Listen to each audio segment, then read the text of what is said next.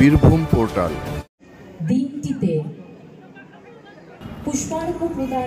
বোলপুর আদ্যাশক্তি সংঘের শতবার্ষিকী অনুষ্ঠান উদযাপন।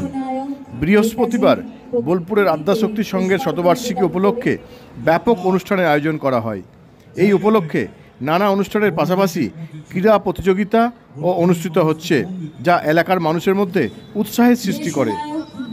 অনুষ্ঠানের আনুষ্ঠানিক উদ্বোধন করেন বীরভূম জেলা তৃণমূলের সভাপতি অনুব্রত মণ্ডল।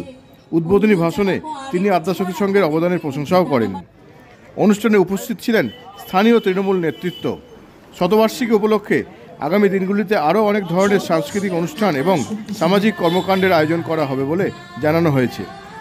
উল্লেখযোগ্য যে আদ্যাশক্তি সংঘ দীর্ঘ 4 দশক ধরে বোলপুরের সামাজিক ও সাংস্কৃতিক জীবনের অবিচ্ছেদ্য অংশ হিসেবে কাজ করে চলেছে।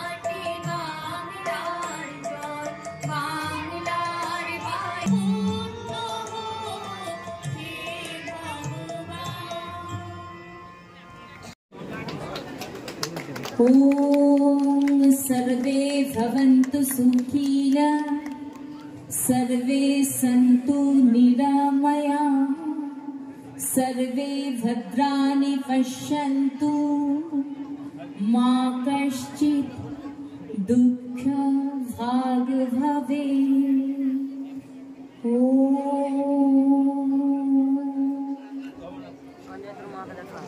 समस्त विशिष्ट जनेদের शुभ करस्पर्शे प्रज्वलित हलो दीप शिखा।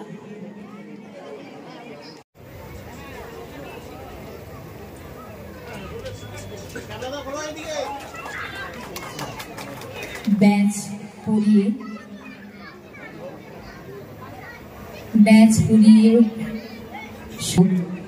सम्मानीय श्रीयुत मण्डल प्रदान करे आमरा आपनार प्रति श्रद्धा जानाई हे महती।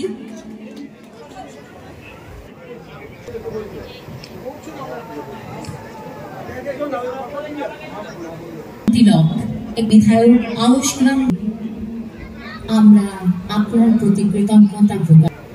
এরপর আমরা বরণ করে নেব শ্রী নারায়ণ হালদারকে। ব্যাচ চন্দন তিলক করিয়ে উত্তরীয় ব্যাচ স্মারক এবং চারা গাছ দিয়ে স্মারক এবং ছোট্ট চারা গাছ দিয়ে আমরা আপনাকে শ্রদ্ধা জানাই হে মহতি। এরপর আজ আদ্যাশক্তি ক্লাবের এই ক্লাবটা আমার পাড়ার ক্লাব।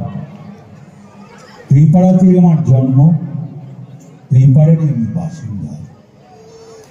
আদ্যাশক্তি ক্লাব বহু পুরনো ক্লাব, 100 বছরের ক্লাব। এখানে অনেক গুণীমানী ব্যক্তি এই ক্লাবের সঙ্গে জড়িত আছে। আজকে নেতাজির জন্মদিন 1897 সাল। খুব দুঃখ লাগে শুনতে, ওনার জন্মদিন পালন হয়, ওনার মৃত্যুর দিন পালন হয় না। উনি মহাবীর, ওনার মরার হিসেব আজ পর্যন্ত কেউ বলতে পারে না। তার জন্য বলবো উনি মহাবীর, উনি বীরের মতন থাক। তাই আদ্যাশক্তি ক্লাব যে আজকে নেতাজির জন্মদিন পালন করছে। আমি ক্লাবের সব সদস্য, সেক্রেটারি, প্রেসিডেন্ট সবাইকে আমি ধন্যবাদ জানাই।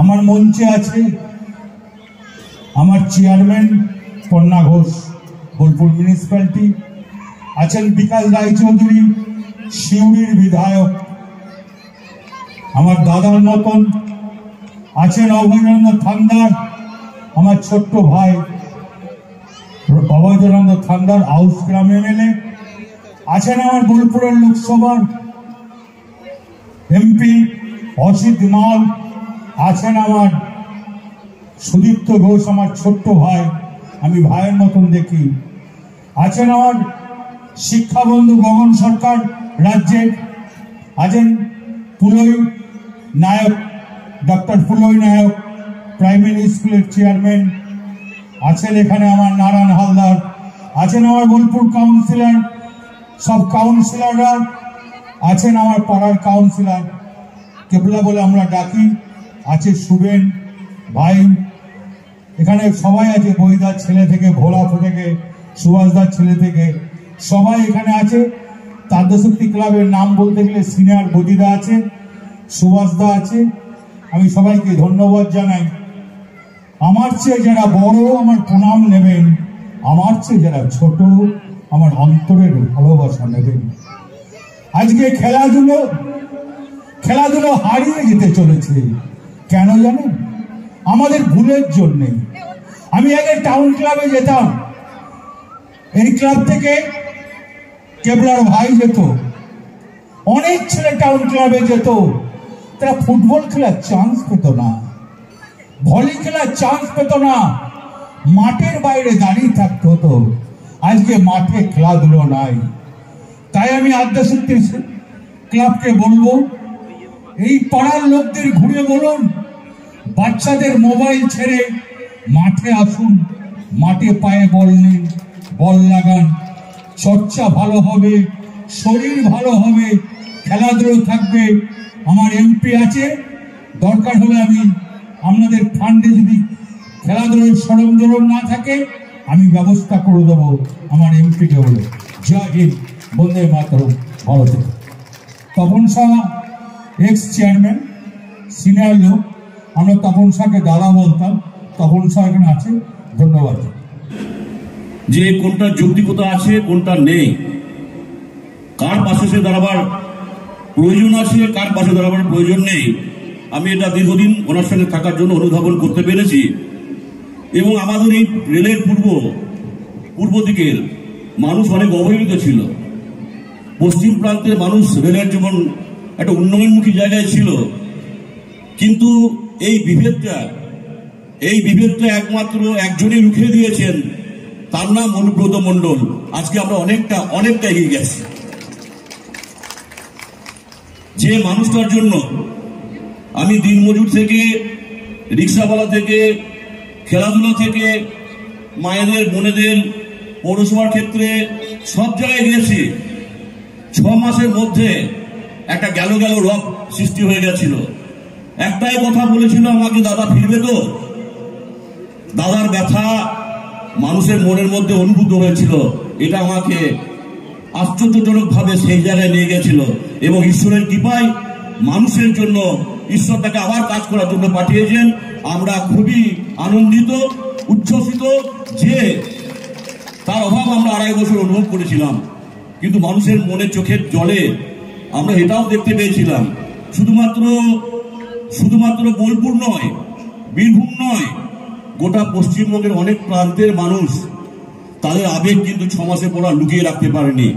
এবং বোলপুরের ক্ষেত্রে আমার দেখা, দীর্ঘ 13 বছর 14 বছর ধরে তার উপস্থিতিতে একটাও ঝামেলা নাই, বোলপুরের মানুষ শান্তিতে বসবাস করছে, এটা আমরা সকলে বলতে পারি।